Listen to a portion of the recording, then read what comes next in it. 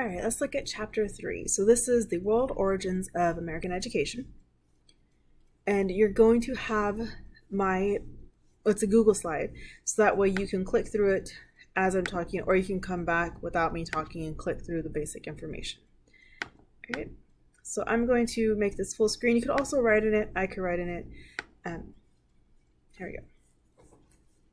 Okay, so 11 topics. Yes, the chapters are really dense. That's because there's so much information, right? We've been in the world, humans have been around for a really long time, and education, as you can see, has been here since pre-literate societies. All right, so let's start there.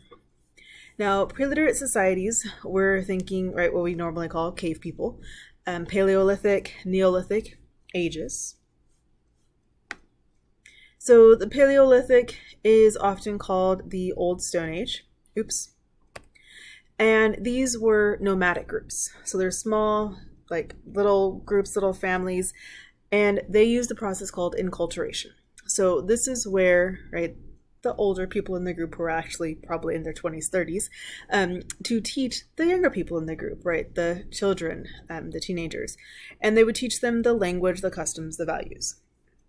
And they would do this through oral language. And so they would tell stories, they would sing songs, myths, legends, all of this started from the Paleolithic period, right? This was their education. It continued into the Neolithic. And so the Neolithic is characterized by a little bit more advanced. So they had some tools, they had some farming, they even had some pets, and small villages. So once they stopped being nomadic, so right, nomadic means moving everywhere. So they were stationary. They stayed in little places, they created villages, they started to have homes. And this is when our kind of thinking of schools started. So instead of just teaching in the family, they started kind of sharing the responsibility of teaching. But again, still pre-literate, so that means they didn't have reading or writing. They just had their oral traditions. And then we get into more ancient civilizations, but now we're getting the forming of writing. So we have Confucian education. So this is one from Confucius. And he emphasized ethical responsibility. So he thought there was a hierarchy, a clear king at the top and then structure all the way down. So that even infiltrated the classroom. So in the classroom, he believed the teacher was at the top, right? And then the student was below the teacher. And so there's this clear hierarchy in the classroom for Confucian education systems. And there's a set standard for civility. We kind of have this still today, where you have to be polite, correct, appropriate behaviors. And so this is where we started to, right, emphasize a proper way to act, to be in civilization. And here's an example. This was, right, a photo.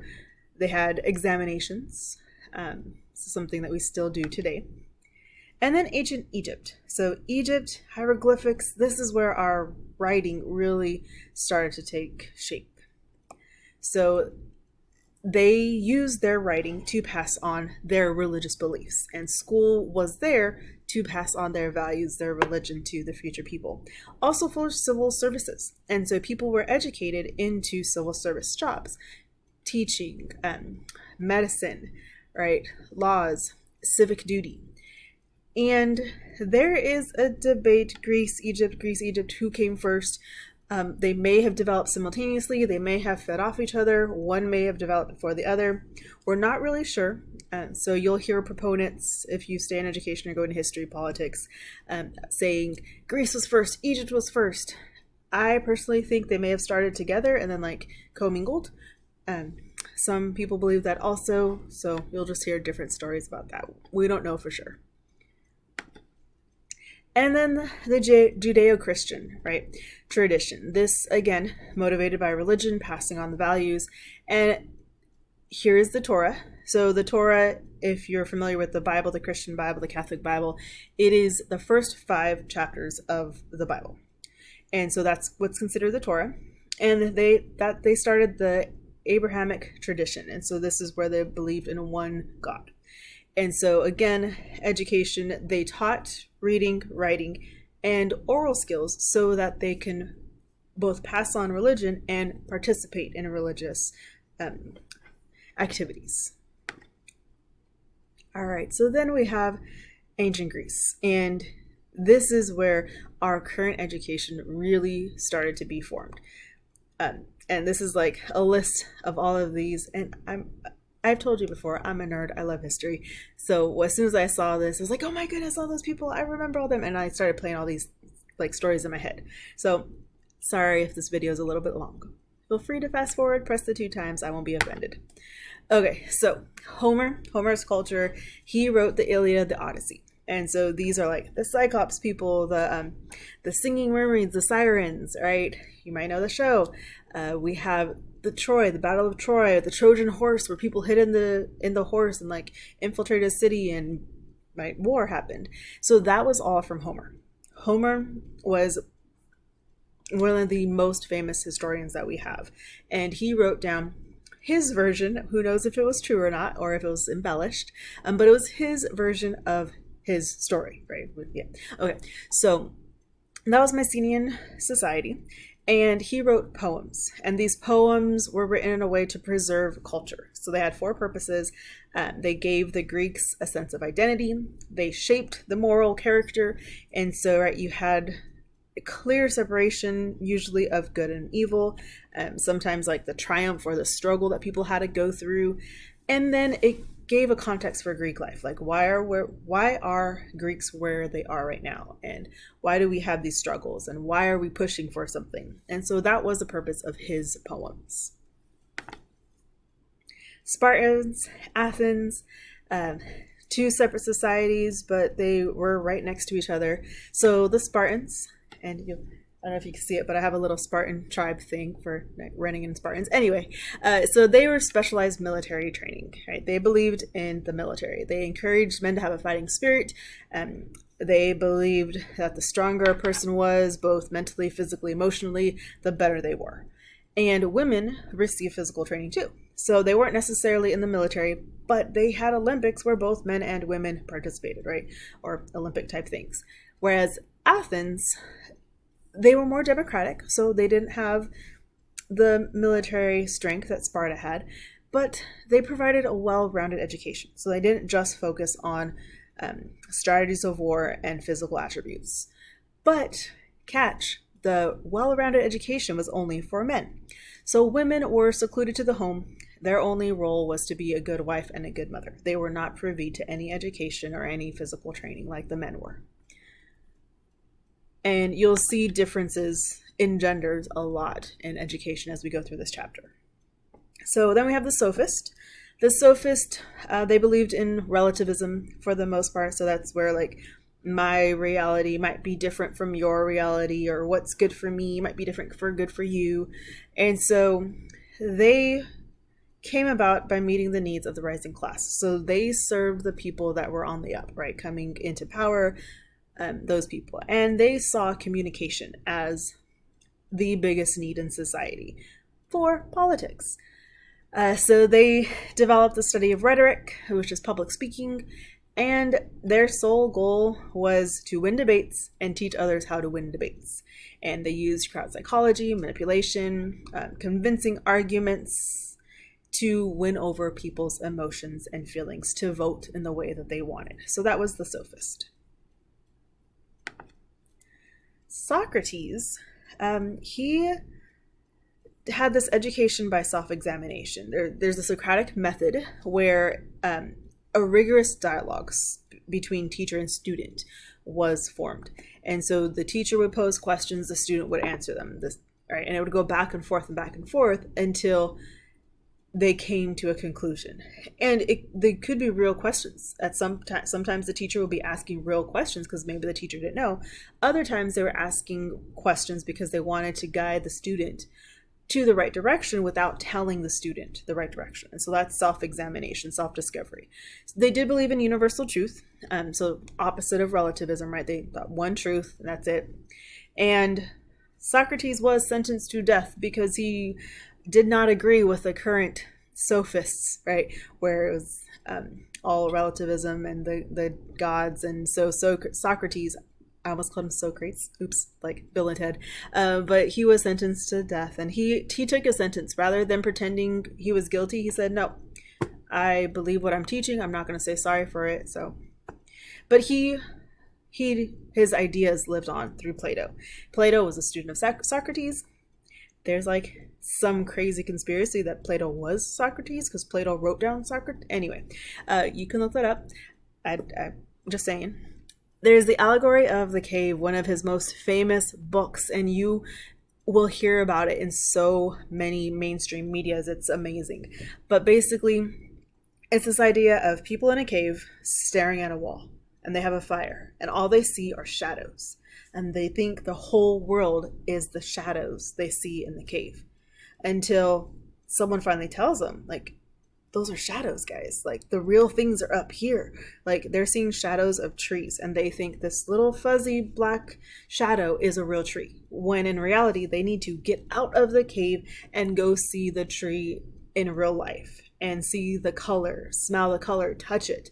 And so that was the allegory of the cave, where most of society is in this cave, and they think reality is this vague, shadowy thing.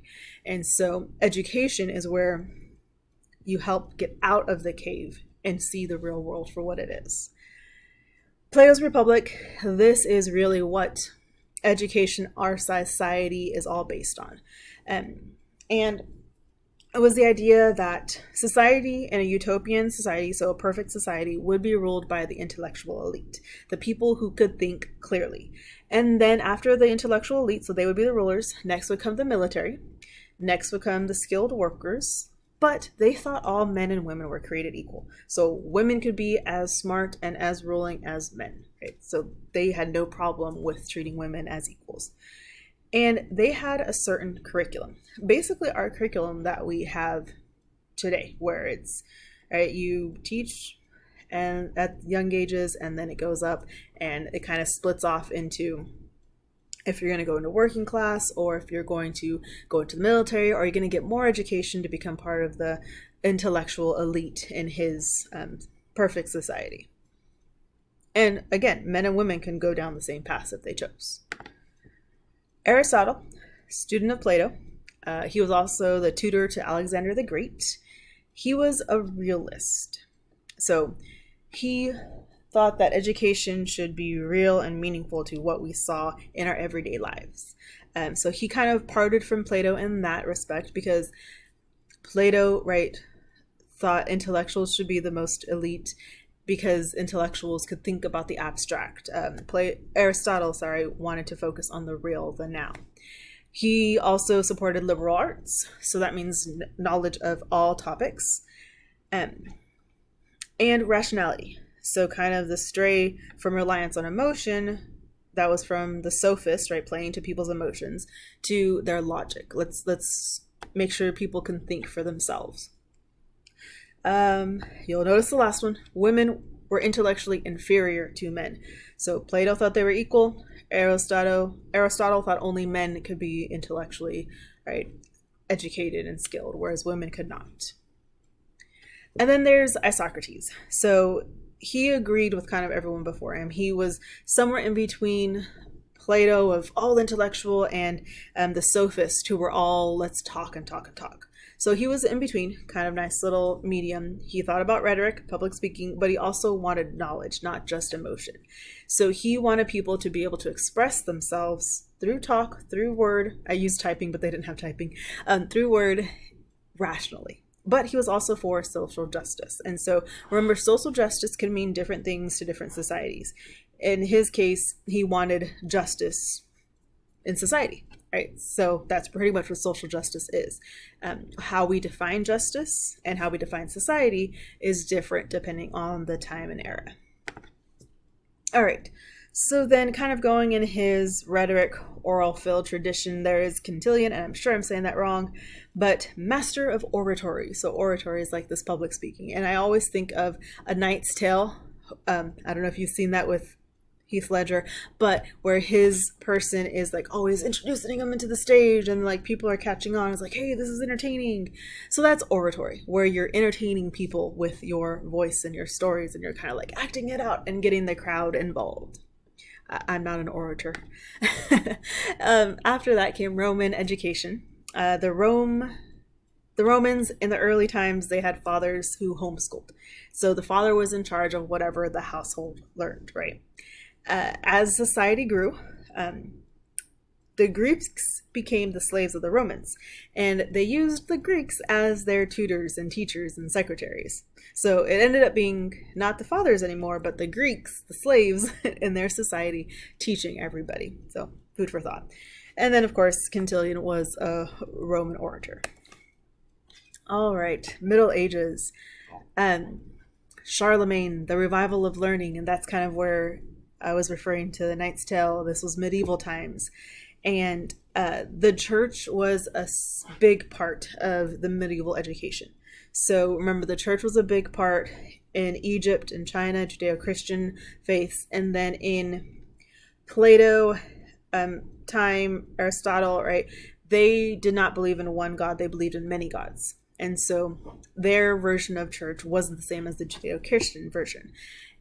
Whereas the Middle Ages, there was, again, the pullback to just one God.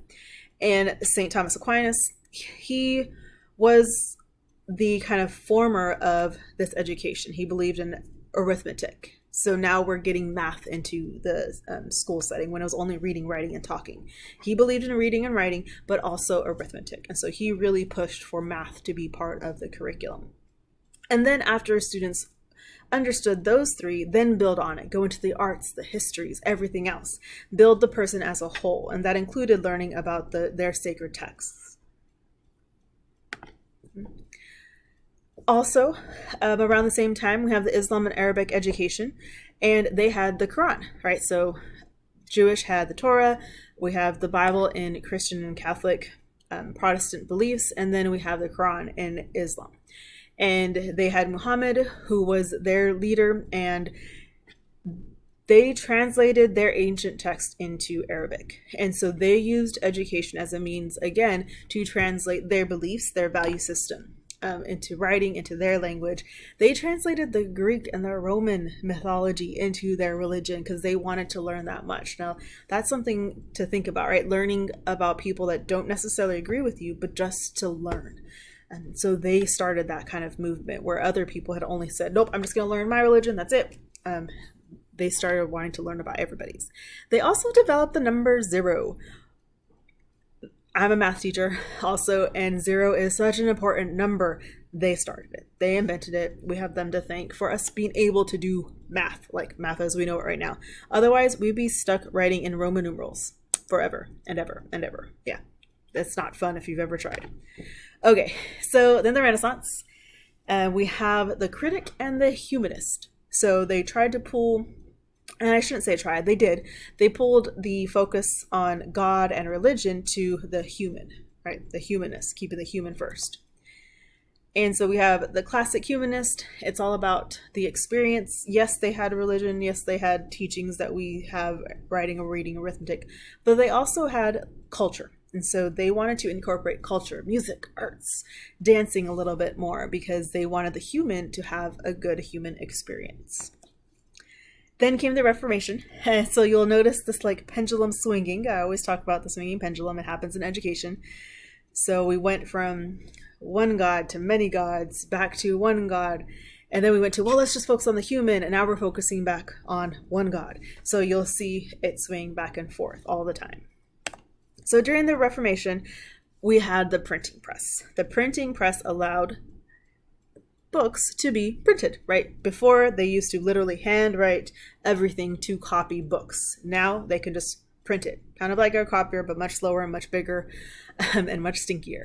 So we have the Gutenberg Bible in 1455. It was the most published book all around.